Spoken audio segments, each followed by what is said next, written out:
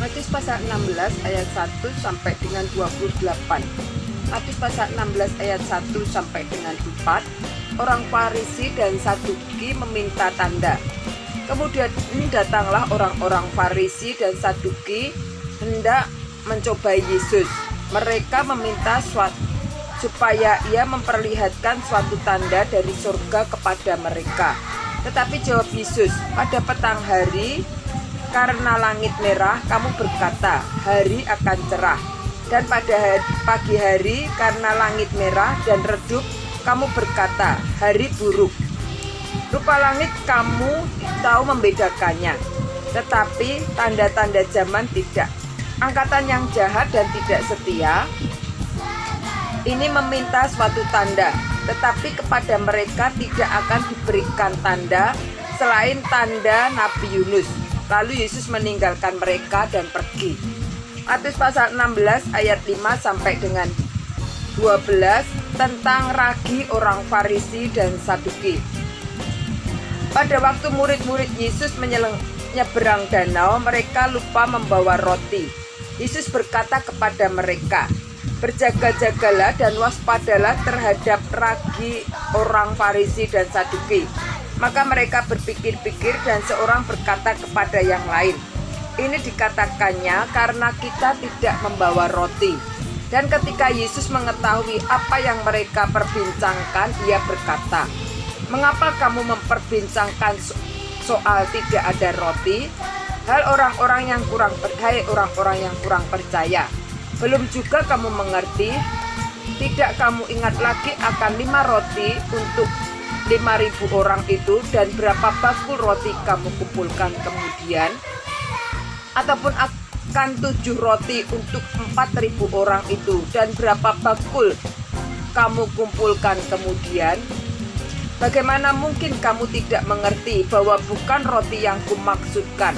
Aku berkata kepadamu, waspadalah terhadap ragi orang Farisi dan Saduki.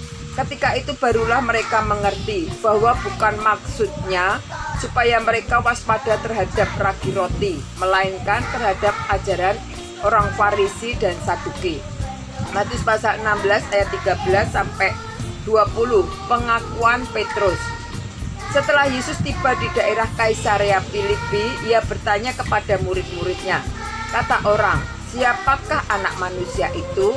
Jawab mereka, ada yang mengatakan Yohanes Pembaptis, ada juga yang mengatakan Elia, dan ada pula yang mengatakan Yeremia atau salah seorang dari para nabi.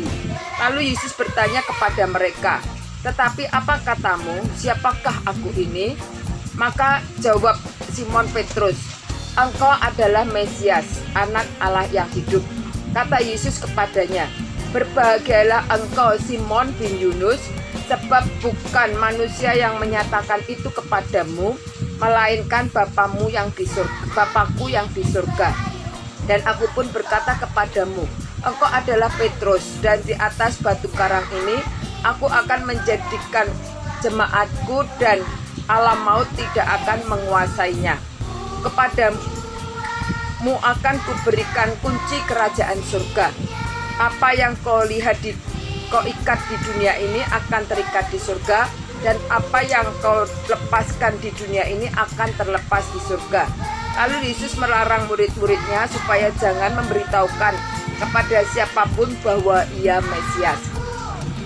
Matius pasal 16 ayat 21 sampai dengan 28.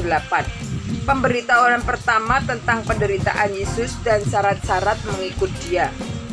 Sejak waktu itu Yesus mulai menyatakan kepada murid-muridnya bahwa ia harus pergi ke Yerusalem dan menanggung banyak penderitaan dari pihak tua-tua, imam-imam kepala, dan ahli-ahli Taurat, lalu dibunuh dan dibangkitkan pada hari ketiga. Tetapi Petrus menarik Yesus ke samping dan menegur dia, katanya, Tuhan, kiranya Allah menjauhkan hal itu. Hal itu sekali-kali takkan menimpa engkau.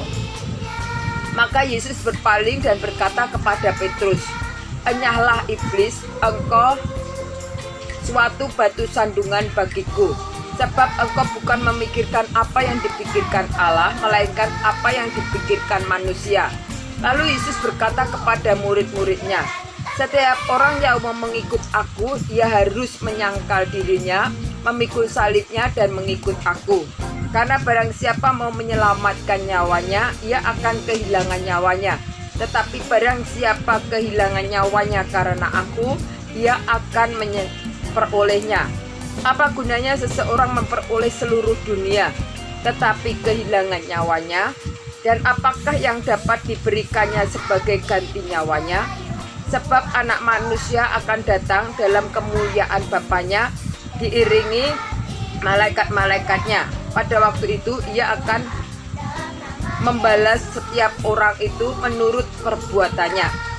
Aku berkata kepadamu, sesungguhnya di antara orang yang hadir di sini ada yang tidak akan mati sebelum mereka melihat Anak Manusia datang sebagai Raja dalam kerajaannya."